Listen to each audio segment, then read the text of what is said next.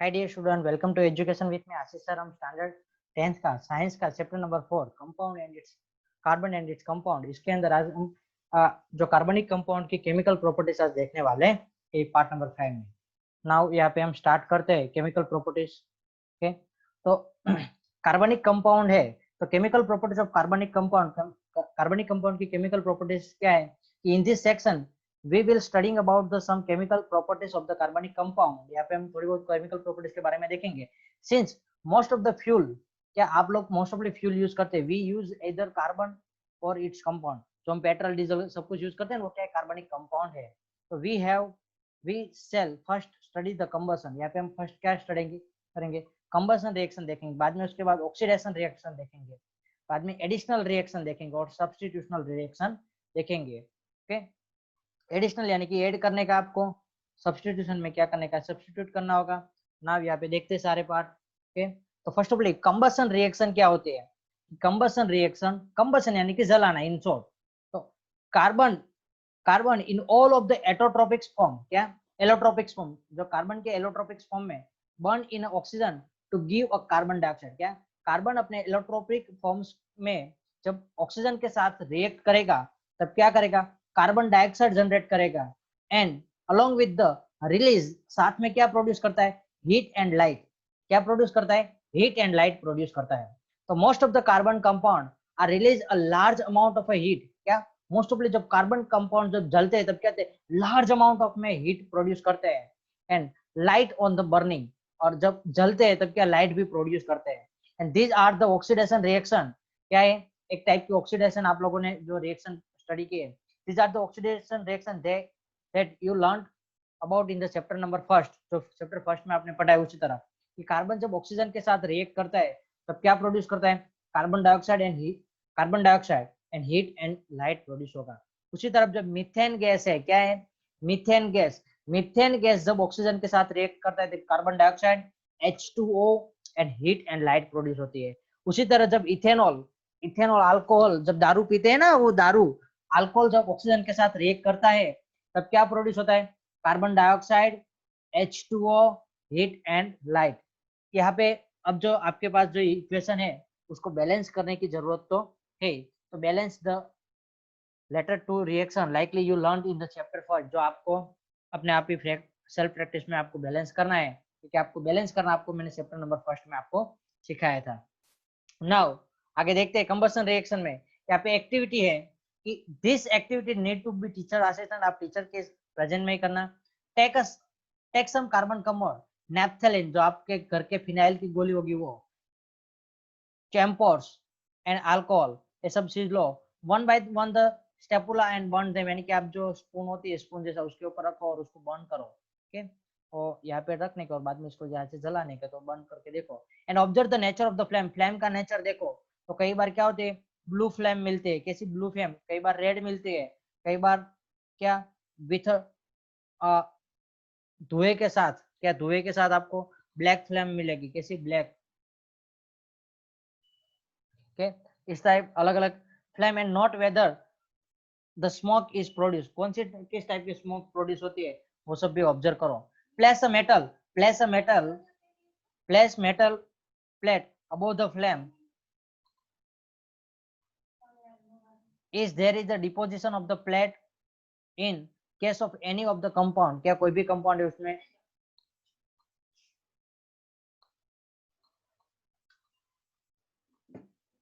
कोई भी कार्बनिक कंपाउंड है वो क्या होगा, जलेगा तो उसमें धुआं तो निकलेगा। ओके, उसको अलग अलग सेपरेट करते जाओ सबको। नाउ एक्टिविटी 4.4 है, light a Bunsen burner and adjust the air hole at the base of the different type of the flame presence of the smoke, and when do you get a yellow sooty flame, के इस type का आपको अलग अलग flame मिलेगी।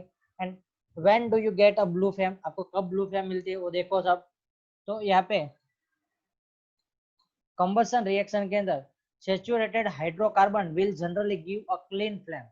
क्या जो saturated carbon यानी कि जो सिंगल बॉन्डेड वाले कार्बन है वो कैसे जनरली कैसी फ्लेम देते हैं, clean flame, while unsaturated carbon will give the yellow flame with a lots of a black smoke। क्या उसके साथ ब्लैक धुआं भी बहुत ज्यादा होता है और येलो फ्लेम मिलती है। when you get a clean flame. So when a saturated hydrocarbon burnt in the presence of oxygen, it get generate clean flame.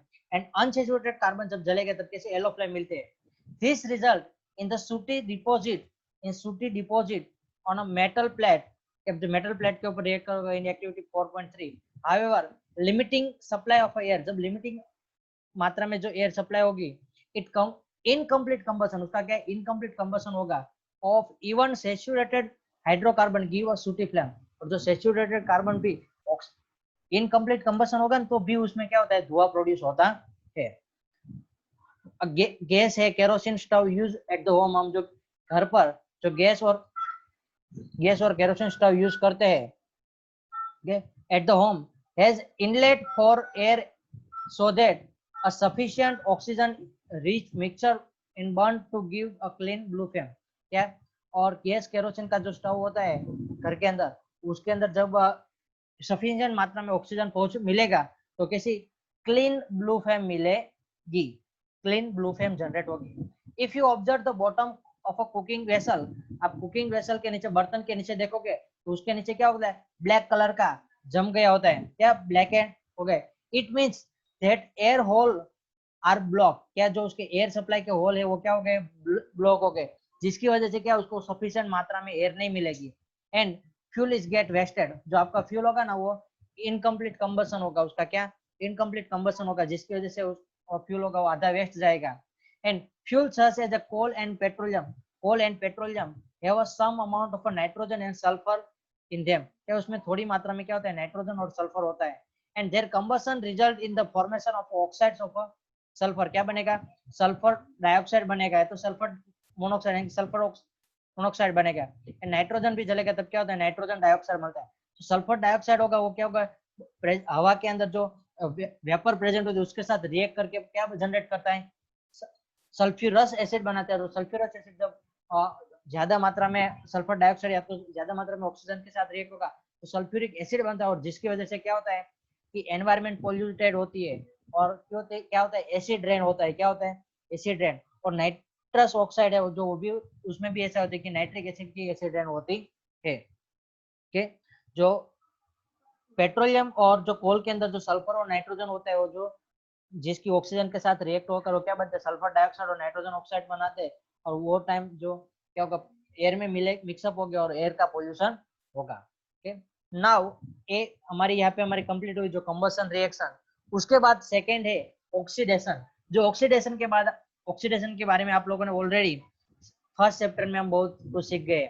Now activity 4.5 के बेस देखते हैं.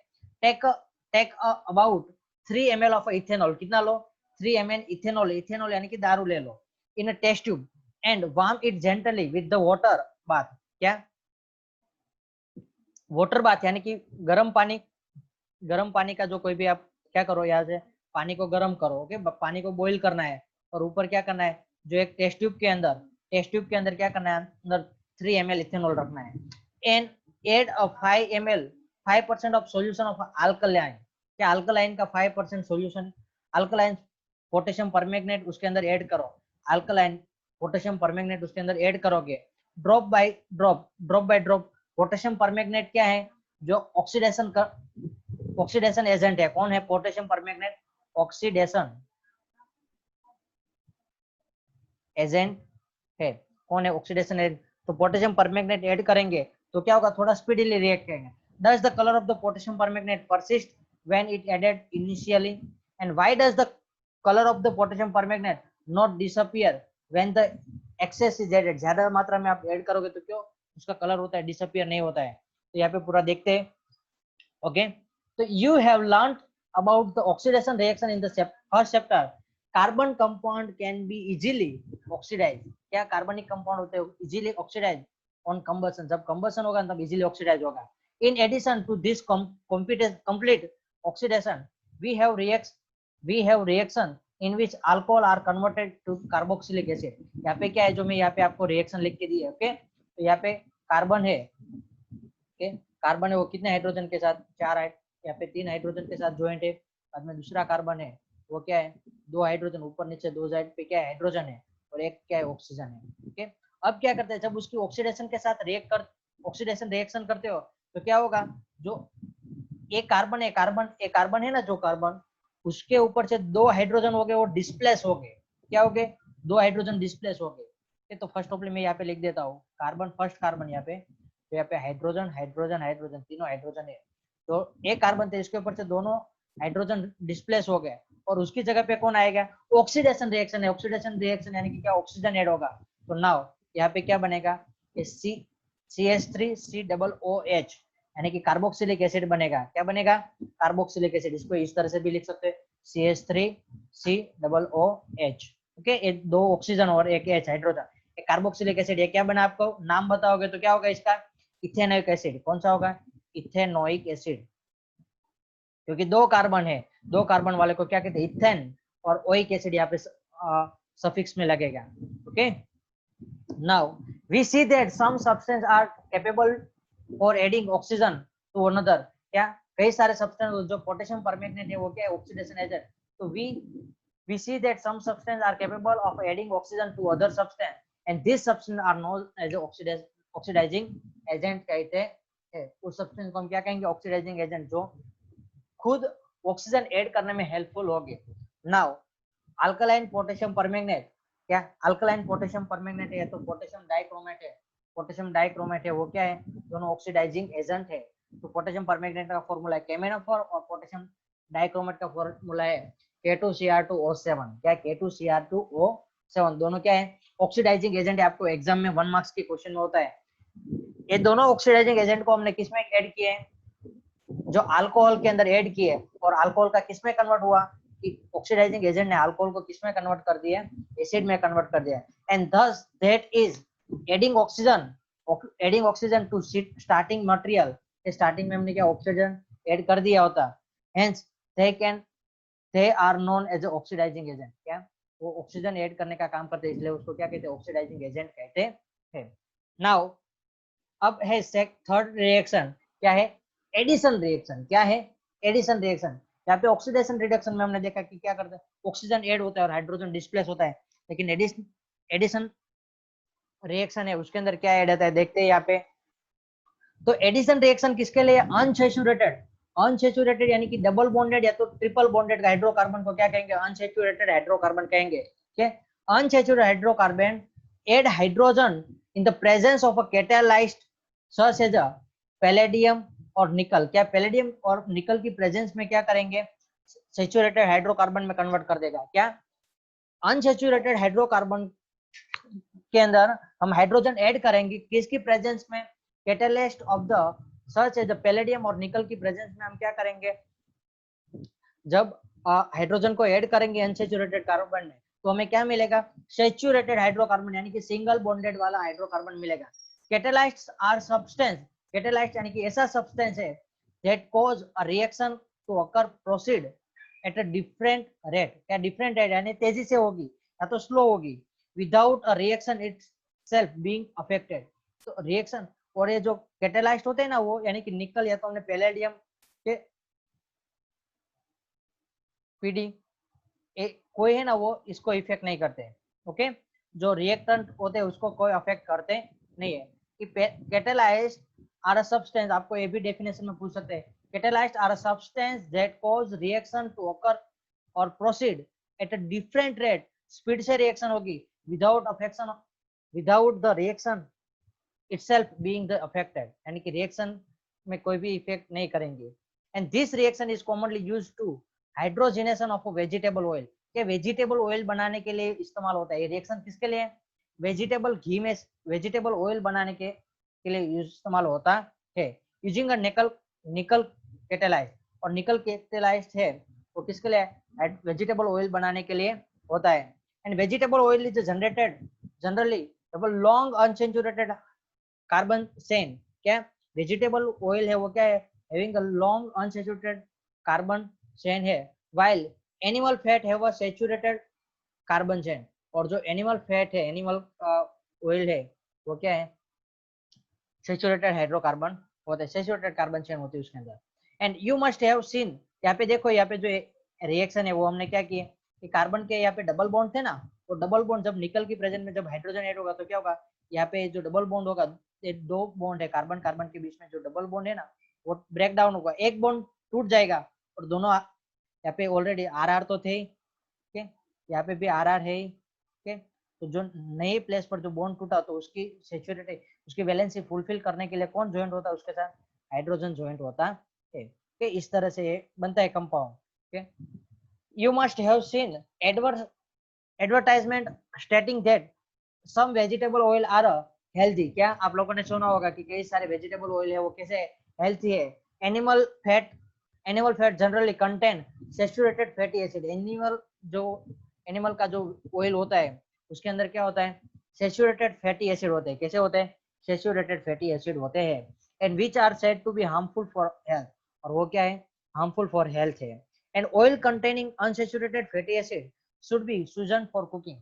और जो oils containing saturated fatty acid, तो हम oil edible oil खाते हैं ना नॉर्मल, इसके अंदर क्या होते हैं, अनसैचुरेटेड फैटी एसिड होते हैं। And should be chosen for cooking, और उसको कुकिंग खाने के लिए हम इस्तेमाल करते हैं। ओके, तो यहाँ पे एडिशनल रिएक्शन हुई। नाउ लास्ट है सब्स्टिट्यूशनल रिएक्शन। कौन सी, सब्स्टिट्यूशनल रिएक्शन। तो saturated hydrocarbon are fairly unreactive. Saturated hydrocarbon है वो क्या है, फेयरली अनरिएक्टिव है and are inert in the presence of the most reagent. क्या, जो सैचुरेटेड हाइड्रोकार्बन है वो कहीं नॉर्मली किसी के साथ रिएक्ट नहीं करते हैं, जो inert in the presence of the most reagent, जो रिएजेंट हम इस्तेमाल करेंगे बाद में। तो and however in the presence of the sunlight, क्या जो सैचुरेटेड हाइड्रोकार्बन है उसकी हम presence of the sunlight chlorine के साथ क्लोरीन उसमें ऐड करेंगे तो हमें क्या मिलेगा, chlorine added to the hydrocarbon in very fast reaction. वो क्या होती है, एकदम तेजी से रिएक्शन हो जाती है। And chlorine can replace the hydrogen atom one by one. क्या करेगा, क्लोरीन है वो वन बाय वन हाइड्रोकार्बन, जो यहाँ पे सपोज कि यहाँ पे मैं बना देता आपको स्ट्रक्चर पहले कार्बन का, यहाँ पे हाइड्रोजन है, यहाँ पे भी हाइड्रोजन है, यहाँ पे हाइड्रोजन है, यहाँ पे हाइड्रोजन। जब उसकी क्लोरीन के साथ सनलाइट की प्रेजेंस में जब रिएक्शन होगी तो क्या करेगा, ये हाइड्रोजन को डिस्प्लेस करेगा और यहाँ पे क्या ज्वाइंट हो जाएगा, आपको इस तरह से मिलेगा सी। यहाँ पे हाइड्रोजन है, यहाँ पे हाइड्रोजन है, यहाँ पे भी हाइड्रोजन है, और यहाँ पे क्या मिलेगा आपको, हाइड्रोजन के प्लेस पर कौन आ जाएगा, क्लोरीन। और यहाँ पे ये हाइड्रोजन रिलीज होगा, वो हाइड्रोजन क्लोरीन के साथ रिएक्ट करके क्या बनेगा, hydrochloric acid. Okay, and it is called the substitutional reaction. क्या होता है, सब्स्टिट्यूट करता है। सब्स्टिट्यूट क्या करेगा, एक को रिप्लेस करेगा, क्या हाइड्रोजन को डिस्प्लेस करके हाइड्रोजन की प्लेस पर कौन आ जाएगा, क्लोरीन आ जाता है। It is called substitutional reaction because one type of atom or one group atom take a place of another. क्या, एक टाइप का एटम है या तो एक टाइप ऑफ जो ग्रुप है, फंक्शनल ग्रुप है, वो क्या करता है, कोई एक एटम को जो हाइड्रोजन है उसको डिस्प्लेस करता है और उसकी प्लेस पर वो अपना स्थान जमा देता है। A number of a product are usually formed with the higher homologous